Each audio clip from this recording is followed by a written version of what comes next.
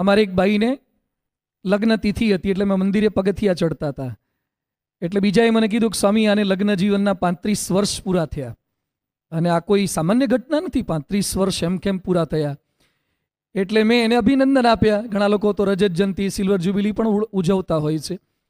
એટલે મેં એને અભિનંદન આપ્યા. પછી મને સહેજે સૂઝ્યું, એટલે મેં એને, મારા હાથમાં કોઈ માઇક્રોફોન નહોતું, પણ મેં સહેજે ઇન્ટરવ્યૂ લેતો આમ ધર્યું. મેં કીધું, આપની લગ્ન જીવનની સફળતાનું રહસ્ય એક વાક્યમાં વર્ણવું હોય તો શું કહી શકાય? એટલે મને કે સ્વામીજી, એક વાક્યની એક શબ્દમાં કહું? કીધું, આ તો તમે તો સારા કહેવાઓ, મોદી કરતાંય સારું સ્પોન્ટેનિયસ જવાબ આપો એવા છો. મને કે એક શબ્દમાં. મેં કીધું, શું? મને કે સહન શક્તિ. સહન શક્તિ. સમજ શક્તિ વધે અને સહન શક્તિ વધે તો કોઈ સંબંધો લગભગ તૂટે નહીં. રેડી ટુ ટોલરેટ, એમાં શબ્દ સહન કરવા પડશે. ઘણીવાર આપણે એમ માની